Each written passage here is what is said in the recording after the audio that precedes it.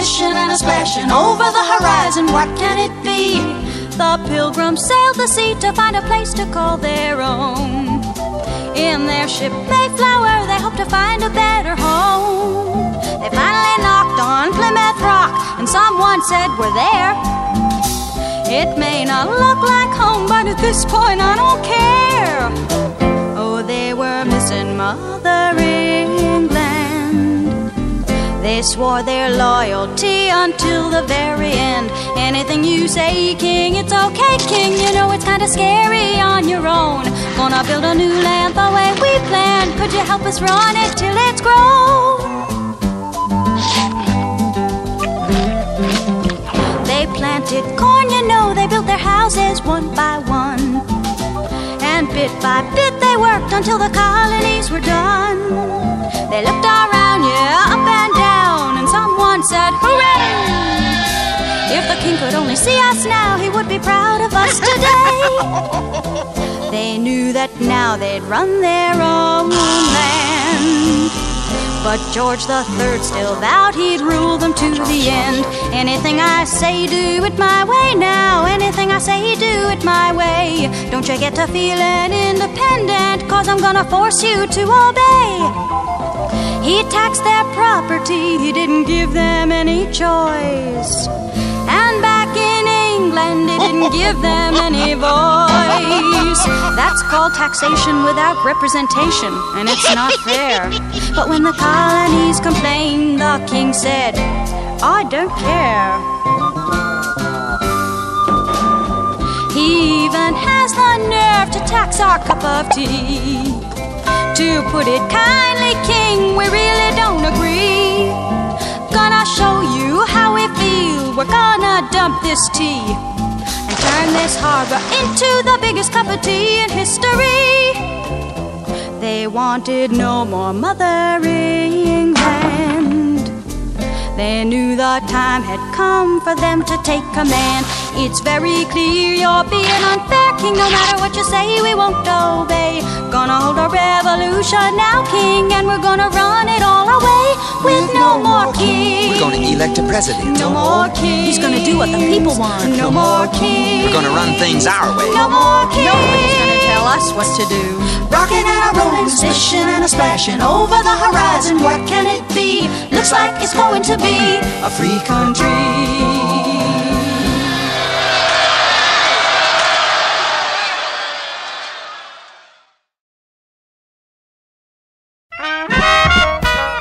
Ooh, there's gonna be fireworks on the 4th of July. Red, white, and blue fireworks like diamonds in the sky. We're gonna shoot the entire works on fireworks that really show, oh yeah, we declared our liberty 200 years ago. In 1776, there were fireworks too. The original colonists, you know their tempers blew. Like Thomas Paine once wrote, it's only common sense that if a government won't give you your basic rights, you better get another government. And though some people tried to fight it, well, a committee was formed to write it. Benjamin Franklin, Philip Livingston, John Adams, Roger Sherman, Thomas Jefferson, they got it done. The Declaration, the Declaration of Independence in 1776. The Continental Congress said that we were free. Said we had the right of life and liberty and the pursuit of happiness. Ooh, when England heard the news, they blew their stack. But the colonists lit the fuse, there'd be no turning back. They'd had enough of injustice now, but even if it really hurts, oh yeah, if you don't give us our freedom now, you're gonna see some fireworks. And on the 4th of July they signed it, and 56 names underlined it. And now to honor those first 13 states, we turned the sky into a birthday cake. They got it done. The Declaration, the Declaration of Independence in 1776. Continental Congress said that we were free. Said we had the right of life and liberty and the pursuit of happiness. We hold these truths to be self-evident, that all men are created equal, that they are endowed by their Creator with certain unalienable rights, that among these are life, liberty, and the pursuit of happiness. And if there's one thing that makes me happy, then you know that it's there's gonna be fireworks.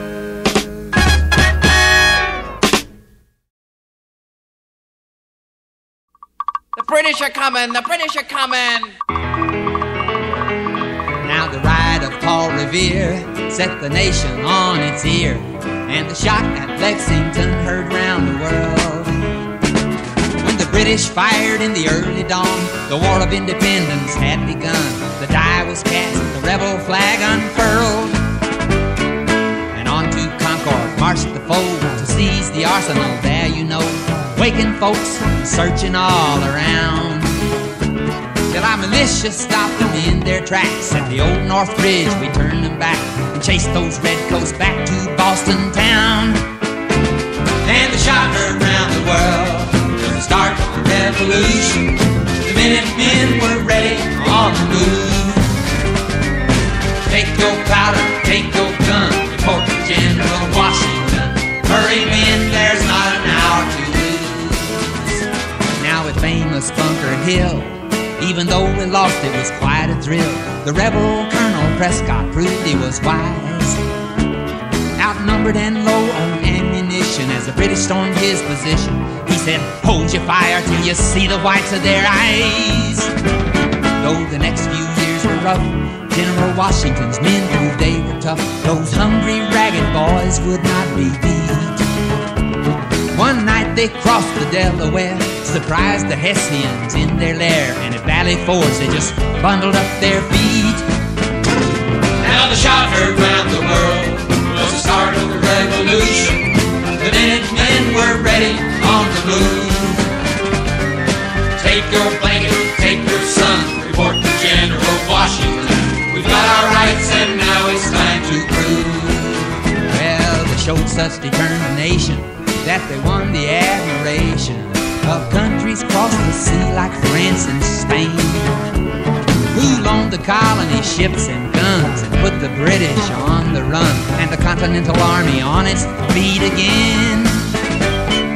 And though they lost some battles too, the Americans swore they'd see it through. Their raiding parties kept up hit and run. At Yorktown the British could not retreat, bottled up by Washington and the French fleet. Cornwallis surrendered, and finally we had won. Hooray! On the shot heard round the world, the end of the revolution. The Continental rabble took the day, and the father of our country beat the British there at Yorktown. Brought freedom to you and me in the USA. God bless America. Let freedom ring.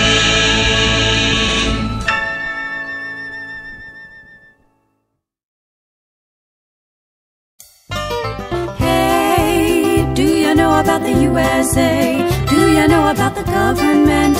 Can you tell me about the Constitution? Hey, learn about the USA.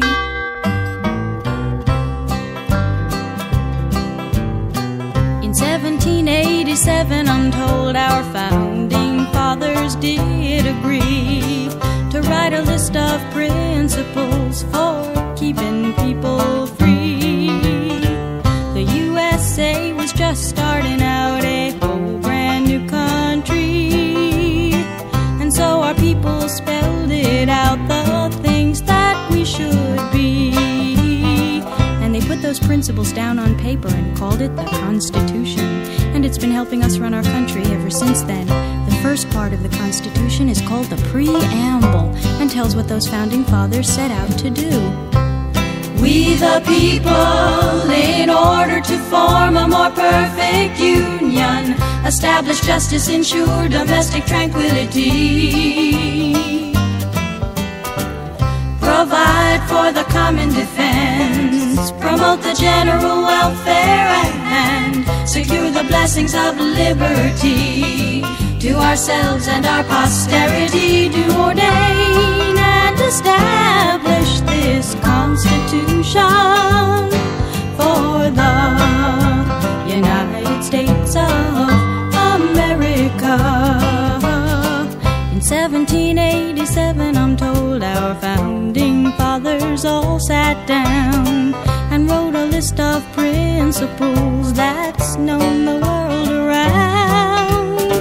The USA was just starting out a whole brand new country, and so our people spelled it out. They wanted a land of liberty, and the preamble goes like this.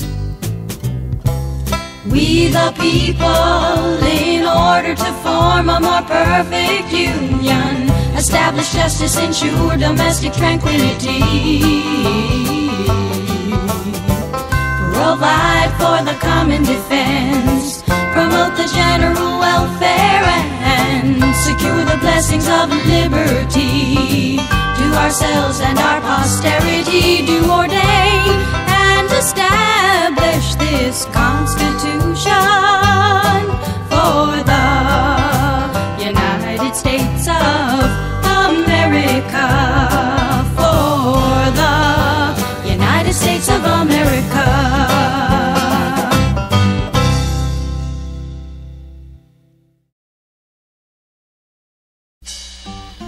One thing you will discover when you get next to one another is everybody needs some elbow room, elbow room. It's nice when you're kinda cozy, but not when you're tangled nose to nosy. Oh, everybody needs some elbow, needs a little elbow room. That's how it was in the early days of the USA. The people kept a-coming to settle, though the East was the only place there was to go. The president was Thomas Jefferson. He made a deal with Napoleon. How'd you like to sell a mile or two? Or 3 or 100 or 1,000. And so in 1803 the Louisiana Territory was sold to us without a fuss and gave us lots of elbow room. Oh, elbow room, elbow room. Got to get us some elbow room. It's the West or bust. In God we trust. There's a new land out there. Lewis and Clark volunteered to go. Goodbye, good luck, wear your overcoat. They prepared for good times and for bad, and for bad. They hired a Sacagawea to be their guide. She led them all across the countryside, reached the coast, and found the most elbow room we've ever had. The way was opened up for folks with bravery. There were plenty of fights to win land rights, but the West was meant to be. It was a manifest destiny. The trappers, traders, and the peddlers, the politicians and the settlers, they got there by any way they could. The gold rush trampled down the wilderness, the railroads spread across from east to west, and soon the rest was opened up for good. Now we jet from east to west, goodbye New York, LOLA. But it took those early folks to open up the way. Now we've got a lot of room to be growing from sea to shining sea. Guess that we have got our elbow room, elbow room. But if there should ever come a time when we're crowded up together, I'm sure we'll find some elbow room up on the moon. Oh, elbow room, elbow room. Got to get us some elbow room. It's the moon or bust. In God we trust. There's a new land up there.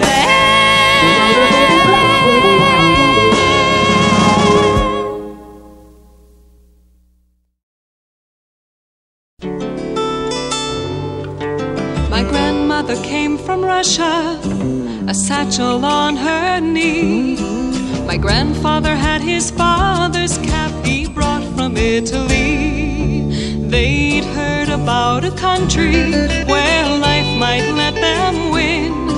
They paid the fare to America and there they melted in.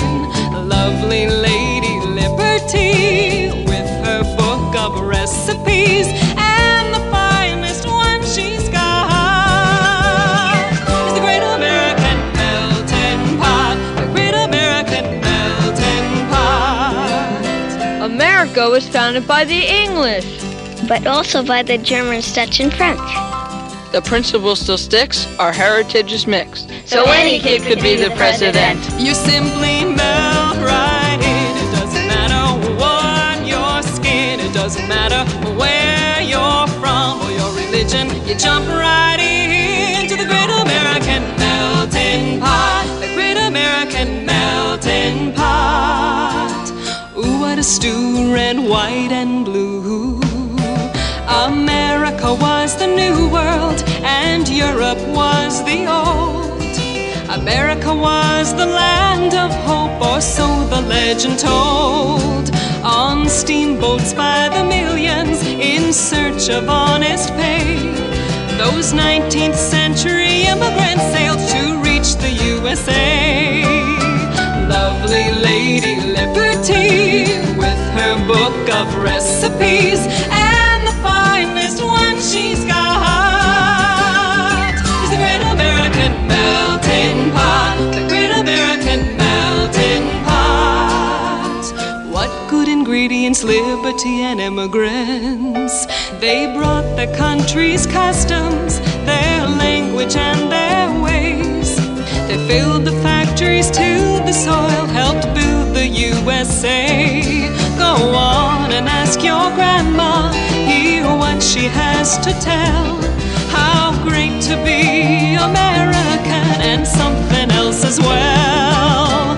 Lovely Lady Liberty with her book of recipes, and the finest one she's got is the Great American Melting Pot, the Great American Melting Pot, the Great American Melting Pot, the Great American Melting Pot, the Great American Melting Pot, the Great American Melting Pot, the Great American Melting Pot.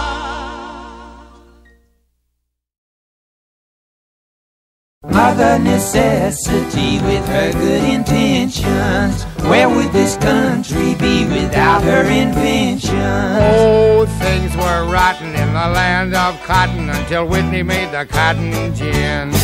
Now old times there will soon be forgotten, for it did the work of 100 men. Mother Necessity, where would we be? Mother Edison worked late each night.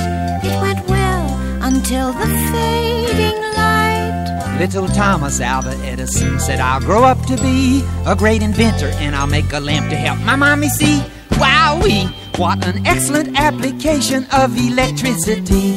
He worked hard and pulled a switch. He was smart and very rich. Mother Necessity, help us to see. Now the mother of Samuel Morse always sent the lad out on a horse. Take a message to Miss Peavy on the far side of the pike. Spread the word about the quilting bee next Saturday night. Little Samuel started thinking of a way to send a message, though he'd never met a horse he didn't like. Mother Necessity. Elias, can you help me with my sewing? Mother dear, I'll fulfill your fondest wishes. Elias, how? This machine I've made will keep your sewing really flowing. In fact, we'll keep the whole nation in stitches. Mother Necessity, where would we be? Bring me on the Alexander Graham Bell. Thank you, Alexander, for the phone. I'd never get a date, I'd never get a job unless Yes, I had a telephone. Mother necessity. Oh, Bill Wilbur, go outside this village and there continue with your silly playing. Take these plans and take those blueprints. Take that funny looking thing. Take that wheel, take that wing. I can't hear a thing that Mrs. Johnson's saying. Oh, Bill Wilbur, a nice boy. Mother necessity, where would we be? When Robert Fulton made the steamboat go. When Marconi gave us wireless radio.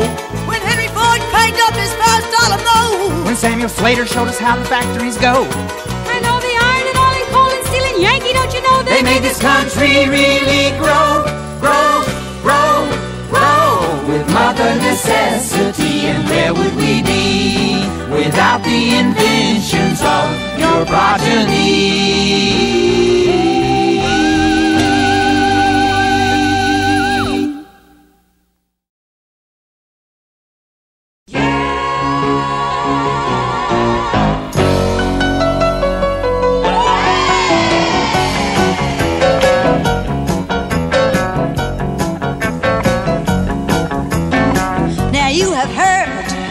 Women's rights and how we've tried to reach new heights. If we're all created equal, that's us too. Yeah, but you will probably not recall that it's not been too long at all since we even had the right to cast a vote. Well, sure, some men bow down and call dismissals. Yeah. Let us hang the wash out and wash the dishes. But when the time rolled around to elect a president, what did they say, sister? What did they say? They said, see you later, alligator. And don't forget my mashed potatoes, 'cause I'm going downtown to cast my vote for president. But we were suffering until suffering. Not a woman here could vote no matter what age. And the 19th Amendment struck down that restrictive rule. Oh, yeah. And now we pull down on the lever, cast our ballot, and we endeavor to improve our country, state, county, town, and school. Tell them about those pilgrim women who braved the boat. They could cook the turkey, but they could not vote. Even Betsy Ross, who showed the flag, was left behind that first election day. What a shame, sisters! Then Susan B., Anthony, yeah, and Julia Howe, Lucretia Mott, and others. They showed us how they carried signs and marched in lines until at long last the law was passed. Oh, we were suffering until suffrage. Not a woman here could vote no matter what age. Then the 19th Amendment struck down that restrictive rule. Oh, yeah. And now we cool down on the lever, cast our ballot, and we endeavor to improve our country, state, county, town, and school. Yes, the 19th Amendment struck down that restrictive rule. Yes, the 19th Amendment struck down that restrictive rule. All right, we got it now. Since 1920, Sisters Unite, vote on.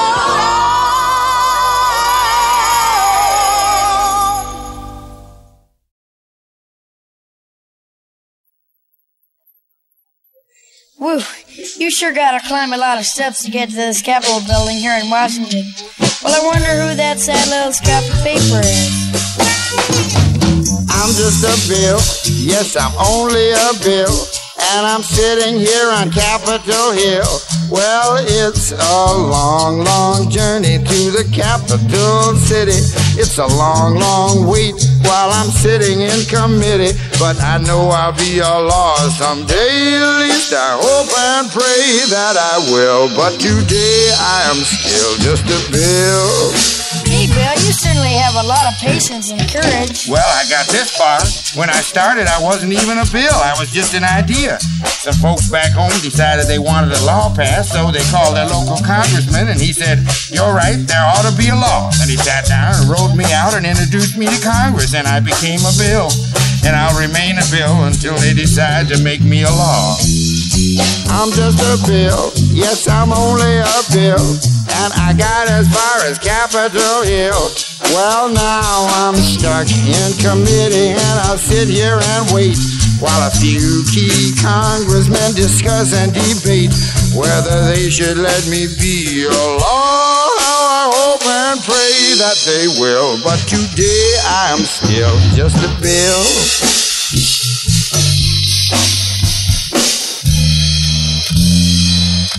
Listen to those congressmen arguing. Is all that discussion and debate about you? Yeah, I'm one of the lucky ones. Most bills never even get this far. I hope they decide to report on me favorably, otherwise I may die. Die? Yeah, die in committee.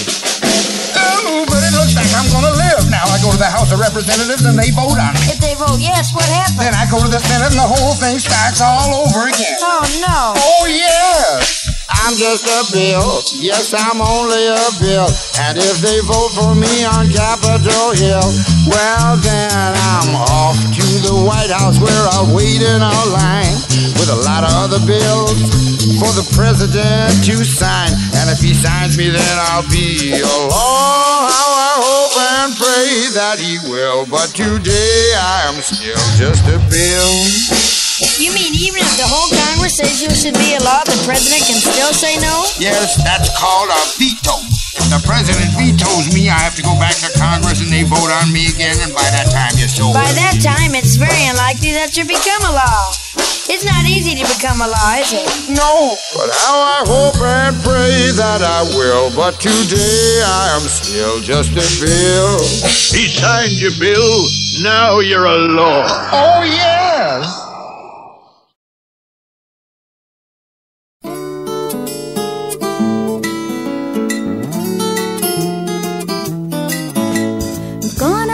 Three-ring circus someday. People will say it's a fine one, son. Gonna have a three-ring circus someday. People will come from miles around. Lions, tigers, acrobats and jugglers and clowns galore.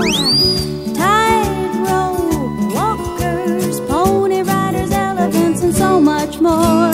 Guess I got the idea right here at school. Felt like a fool when they called my name, talking about the government and how it's arranged, divided in three like a circus.